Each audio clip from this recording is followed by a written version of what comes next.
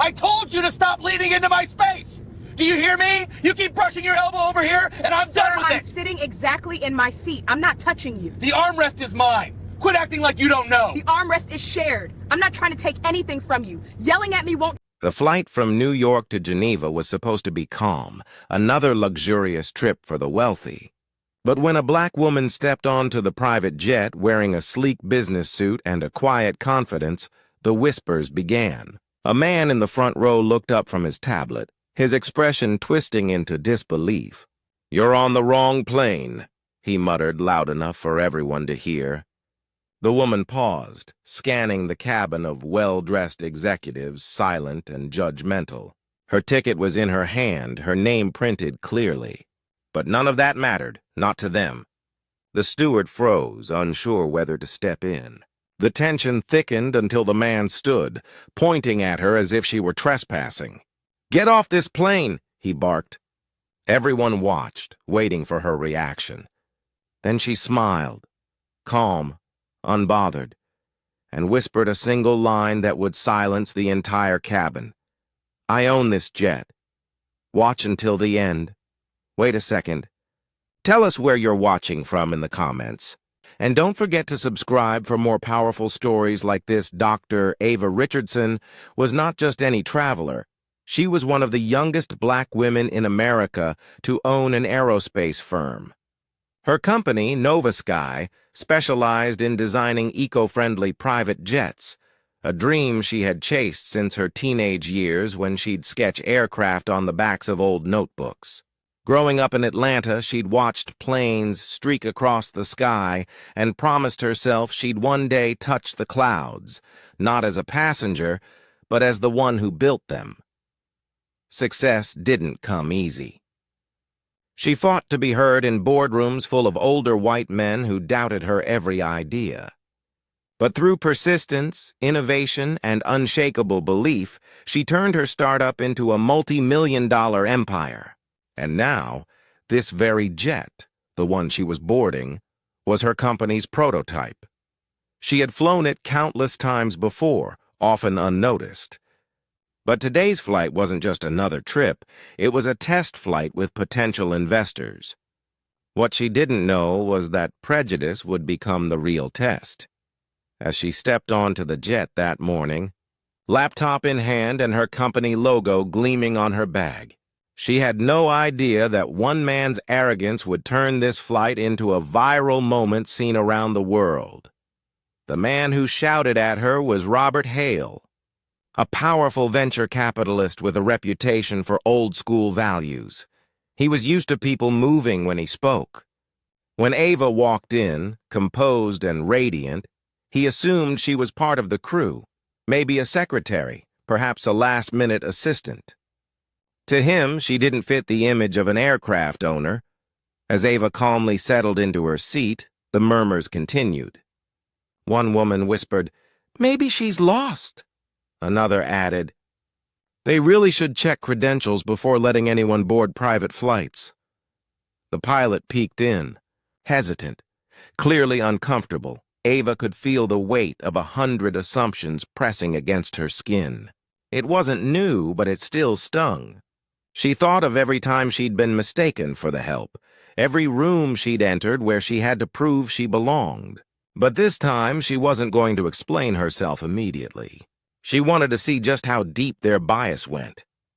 Robert stood again. "Miss, I don't know what stunt you're pulling, but this flight is for authorized personnel only. We're not taking random passengers." The stewardess turned to Ava, her voice trembling. "Ma'am, can I see your ticket, please?" Ava handed it over silently. The stewardess looked at it, her eyes widening as she realized the name printed across the top. Dr. Ava Richardson, owner, Nova Sky Aviation. Still, Robert wasn't convinced. "Anyone can print a fake pass," he said sharply. "Let's not waste time here." The pilot stepped in. "Sir, this jet was manufactured by Nova Sky. The flight was arranged through them. Dr. Richardson's name is on the manifest." Robert's face paled slightly, but his pride didn't allow him to back down. Then why didn't she say that earlier? Ava finally spoke, her tone calm but firm. "Because I don't owe you my credentials to justify my presence. You shouted at me before even asking who I was." The silence that followed was heavy, echoing louder than any apology could. The engines hummed softly in the background, waiting for the tension to clear. The plane lifted into the clouds, but the air in the cabin remained thick with discomfort. Robert sat rigid, avoiding eye contact. The other passengers stared at their screens, pretending not to notice the storm they had just fueled. Ava focused on her notes, but her hands trembled slightly, not with fear but with anger restrained too long. Halfway through the flight, the lead investor, Mr. Langford, stood up. "Dr. Richardson," he said, his voice firm yet respectful, "I'd like to apologize on behalf of everyone here. What happened earlier was unacceptable." Ava met his eyes. "Apologies don't erase bias, Mr. Langford. They expose who's willing to change." The tension broke, replaced by a quiet reflection that filled the cabin. Even Robert looked down, ashamed. Then came turbulence, sharp and sudden. The plane jolted, sending papers flying. Everyone panicked. Ava, unfazed, took control, communicating calmly with the pilot via the cabin intercom and issuing technical instructions that stabilized the aircraft. When the jet leveled out again, every eye was on her, not with doubt this time, but with awe. She wasn't just the owner. She was the mind behind the machine. When the jet landed safely in Geneva, the atmosphere had changed entirely. The passengers who once doubted her now looked at her with respect and silent guilt. Robert approached her hesitantly. "Dr. Richardson," he began, "I misjudged you completely." She nodded, her expression unreadable. "You didn't misjudge me, Mr. Hale. You revealed your judgment before knowing me." Later that evening, as Ava stood on the tarmac with cameras flashing, she reflected on the irony. The story had already leaked. Someone on board had recorded the confrontation.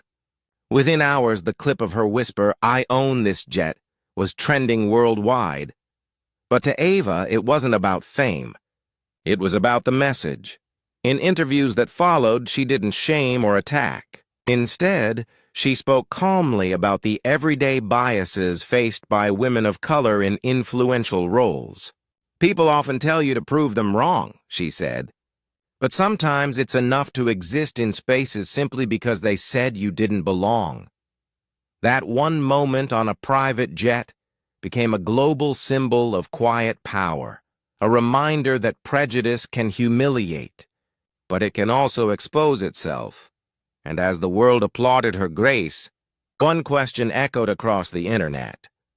How many more brilliant minds are ignored every day because someone decided they didn't look the part? Which country and city are you watching from? Take care.